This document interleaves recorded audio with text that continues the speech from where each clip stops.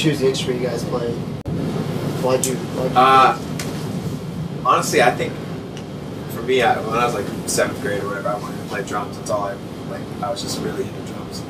And so my parents like bought me a drum kit.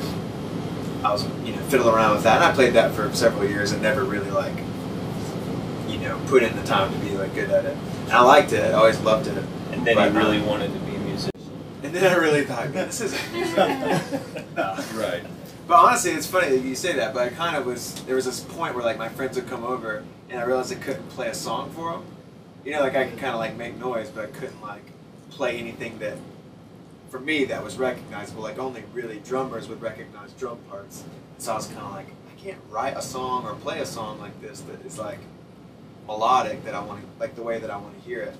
And my dad was always a guitar player, so I finally got him to teach me some chords. And the first time I was kind of strumming through some old he loves old Creedence Clearwater Revival and James Taylor and stuff like that. So we would sit around and learn those songs. And the first time I realized I could make it sound like what I was hearing, and that connection was made, all of a sudden I was like, this is it for me. And then I just was obsessed with it. But did you do Iron Man? What's that? Did you get Iron Man in there somewhere? Oh, man, I'm sure. Well, I don't know. We just played whatever my dad liked, and then it became stuff that I liked too. Man, my dad plays guitar as well. What's interesting is me and Daniel and Chris are all left-handed, but our dads are right-handed. Our dads play right-handed, so therefore we all learned right-handed. Who knows, if we played left-handed, we may be an amazing band. We'll never know.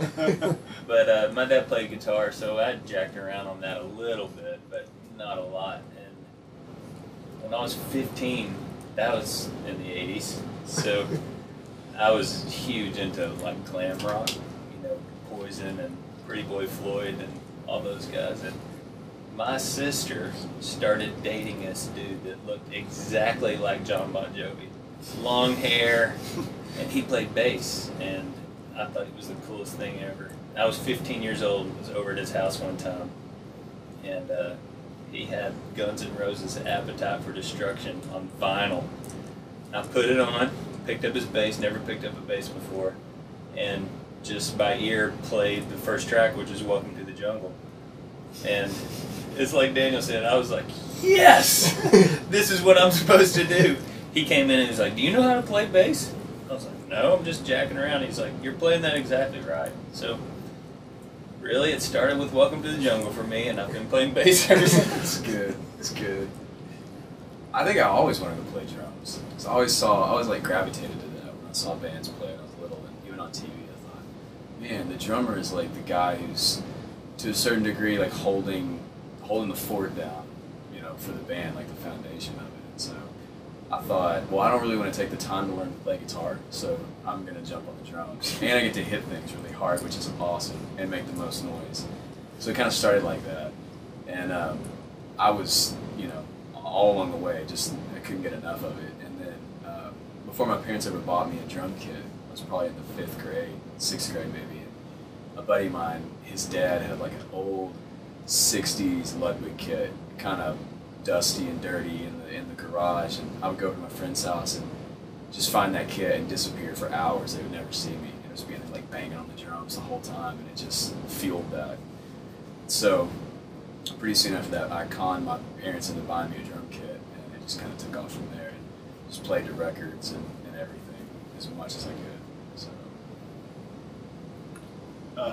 Well, I started doing music in the 4th grade, and I was forced to play the trumpet for ever. And then I thought I was cooler, and I started playing the French horn, which wasn't really any cooler.